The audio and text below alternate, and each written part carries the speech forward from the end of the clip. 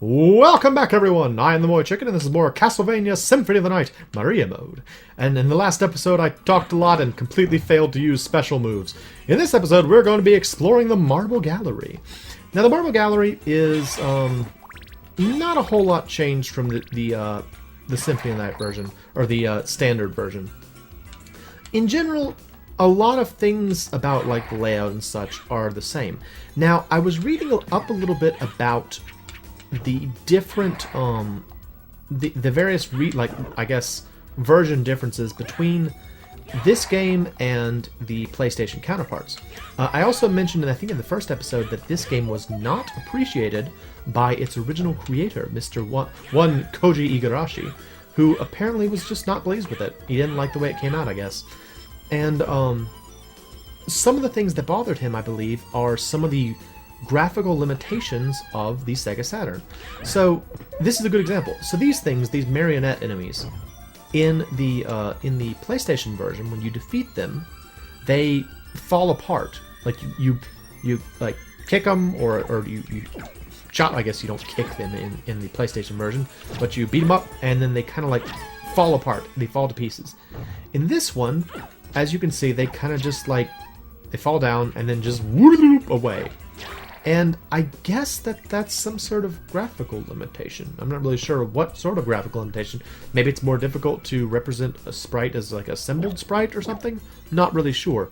But that's one of the differences. There are no transparencies in this, meaning that certain things that use transparencies cannot exist in this one. Like, for example, in Symphony of the Night, there is an illusion. I think it's called like an illusion cape or an illusory cape or something like that.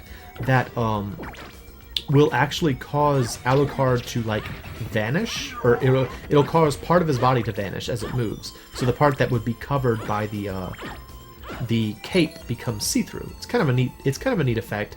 I don't know. I was always kind of on the fence about it. I didn't necessarily like it that much. In this one though, they can't have that, and so instead it was like a completely white cape. I don't know. That was one of the things. There are a bunch of like little minor discrepancies. Apparently this game also has worse load times. I haven't really noticed it personally, but apparently it's the case. Alright, we're gonna try this. I wanna use it. Nope.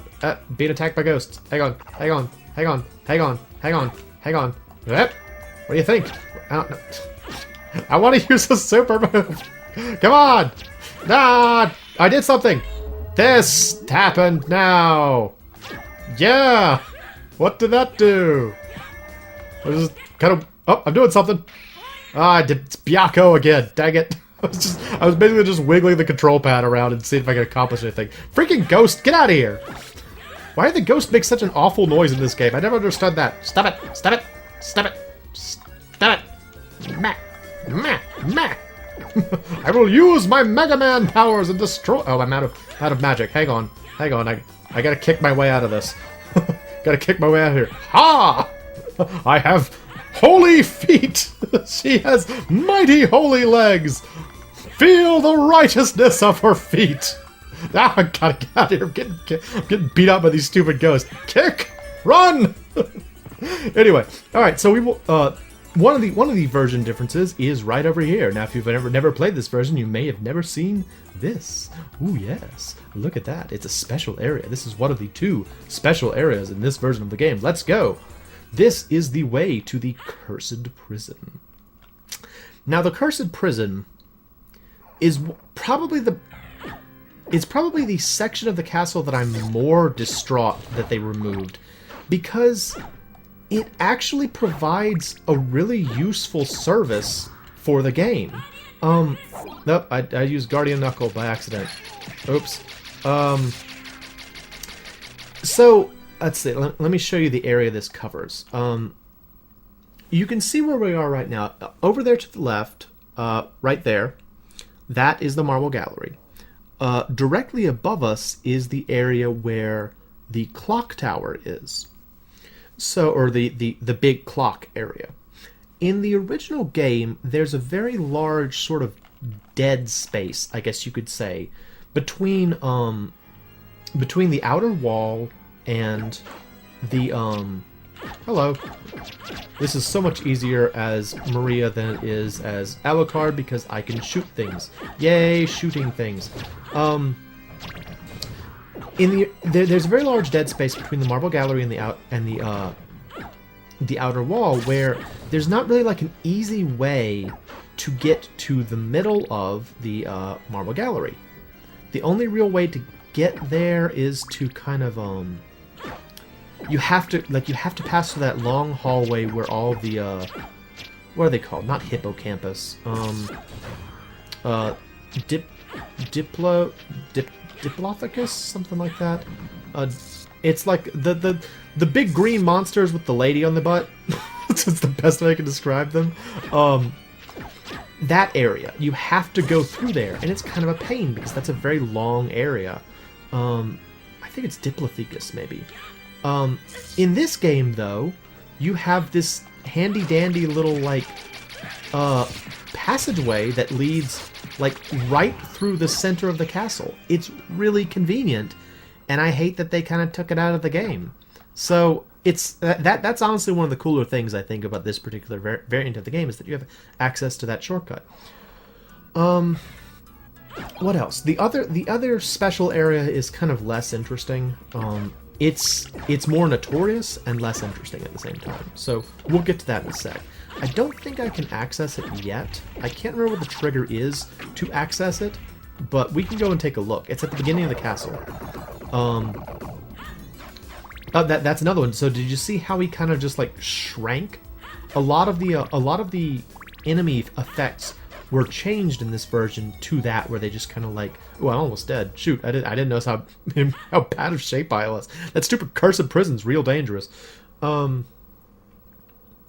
A lot of the enemy effects that are different in this version of the game are just sort of like they're just that. They just like shrink and disappear. That's pretty much it. So, I don't know. I can understand why Ega might be like, I don't like that. That's not nearly as cool as it could be, and we should only ever use the cool version. I'll go ahead and save. But I don't know. I don't feel like it's valid to be like, oh, it's not any good. There are other things too. Apparently, one of the other version differences, there is a special ability you can get for Alucard in this version, where you can it's like dash boots or something that allow you to basically run, because Alucard, as you know, cannot run, because he's too cool for that.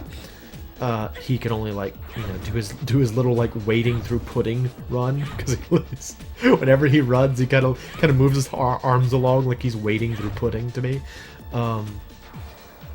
Both Maria and Richter can dash, and dashing is really useful in a lot of situations, because there are a lot of places, like for example that hallway I was just talking about, where you kind of just want to speed things up a little bit because it's just slow. It's just slow to get through here.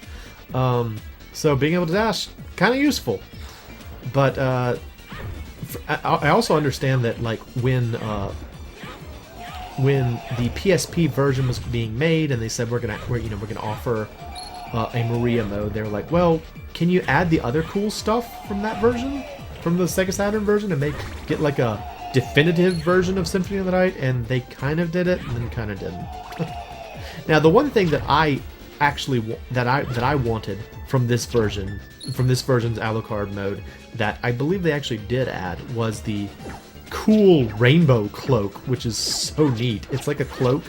It's a cape that constantly changes colors, and it's so neat. You find it in the clock tower in oh yeah, okay, so you see right here, this is something that was like a big, but I guess you wouldn't call it an internet rumor, but it was one of those things that people always wondered about, and apparently you can access this area via a glitch in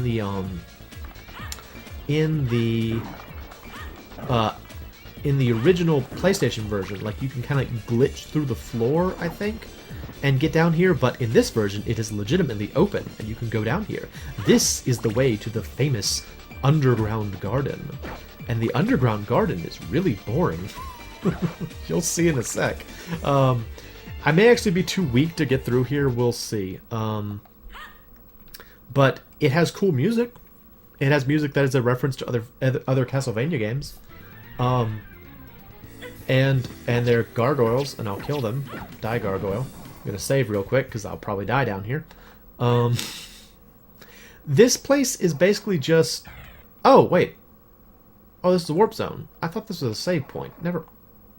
Well, hang on. Hang on, then. Give me a sec. I'm gonna go save. Because if I do this... Yep, connected to horse. From horse, we can go and save, because it's right over here. So we'll go to this real quick. But, yeah, the underground garden is... It's kind of a wacky area. I don't know. It's the area that screams, special edition the most to me, because it really does sort of feel like when they made it, they're just like, just put in whatever down there. There's like a weird tree that you guys will see. There's a mad gardener, because of course there is, because it's Castlevania. There's like whale creatures, I think. They're like these weird like white flying whale guys. They're there too. It's weird. Let's go check it out. It's a good time. I'll probably die, but whatever. And then it's also completely pointless. Like, there's like, even in Alucard's version of the game, there's nothing special down there. I think there's like maybe a special piece of equipment. There is a special item, which I believe is like a... Okay, so you know, the people who played this might remember the Power of Sire item. It's like a picture of Dracula, and if you use it, it summons like a picture of Dracula and hurts everybody on the screen, because just looking at Dracula hurts people, I guess. I don't know. In Alucard's version, there's like an Alucard version of that, which summons a picture of Alucard, which also hurts people, I think. I don't know. Other than that, though, there's not a whole lot of cool stuff down here. It's just like a weird area with cool music and like this dog guy. And there you go. And it's just like a straight shot. It's also very linear. Like, you pretty much just go right for a while and then you get done with it. These guys, okay, these are the whale things. They like flop up and they're like weird. It's just strange. Look how weird this is. Why are these things here? What are they even supposed to be? They're like... Ed, what is this? Please find out what these things are and put it on the screen. Thank you, buddy. I don't know. This whole area is weird. Let's go find the tree. Where's the tree? There he is! He's so happy, and his fruit is heads. Hello! Don't throw heads at me. I'm gonna shoot you. I don't like it. Beam! I think I killed it. Yep, there we go. That was weird, huh, guys? That's super strange. Let's move on. These things. This statue... Oh, yeah, now I know where this... This is the statue from the clock tower. It's like the ones that, like, pull away at certain times, or if you use the time freeze item. Yeah, they're there. They're down here. That's kind of cool. What's up? Okay, so I think up is the... where I'm supposed to go. Yeah, this is the save point. So let's save real quick. I'm gonna keep going just to kind of finish the underground garden off, because it's not as hard as I remembered it being. I remembered it being really dangerous, and I guess I remembered it being dangerous as Alucard, because everything is dangerous as Alucard, because he can actually grow and change throughout the game, whereas Richter and Maria are just kind of what they are. There's the crazy gardener. I'm gonna kill him. He's dead now. Also, there's an Oon here. And there's blood dripping from the ceiling, because of course, these plants are watered with blood. These white roses were watered with blood, so they became red. Thank you, Castlevania 64. Very, very interesting storytelling there. Will you die already? Don't throw other hedge clippers at me. He's got giant hedge clippers and then like also other hedge clippers. Die, you stupid thing. Die. Die. What's my... Oh yeah, I have knives, that's right. That's not terribly useful. Yeah. What was her name from that? Was her name also Maria? I feel like the name Maria shows up... No, her name was Rosa. That's right. The character from Castlevania 64 was named Rosa. Rosa, the vampire lady. What's this? There's a giant Venus flytrap. I'm gonna kill it. Oh, jeez. Die. Hang on. I got an idea. Nope. Hang on. Let me get it. I want to get it. There we go. It's fire time. Yako! Fantastic. Oh, jeez. Yeah, Rosa, she watered plants with blood, and that's how they became red, because that's That's reasonable, right? That's how plants work, isn't it? If you water a plant with something that's a different color, it changes color. That's how plants work, right? I'm a gardener. I know these things. Hello. Wait for it. Yucko! Oh, wait, that's Guardian Knuckle. Whatever. Got the point across. I think I'm probably gonna die to the boss because, yes, of course, there was a boss down here. Let's just try it. Whatever. We'll see. So here we are. We are in this cool gazebo area. And then suddenly, that guy shows up. Hello! Hello! How are you? I don't remember how you fight at all. You do that. Alright. There we go. Oh, did he just do like a... What are you doing? Alright. Am I doing well? I'm almost dead, I can tell you that much. That's not great. There, I died. Bop, bop, bop, bop, bop, bop, bop, bop. He was just like doing like a little dance. He like, his head spun around and then he did like a weird dance and let us go out this evening for pleasure. The night is still young. And I guess that's going to be it for this episode. I'm the MoeChicken. This is Castlevania Symphony of the Night. And as always, thanks for stopping by.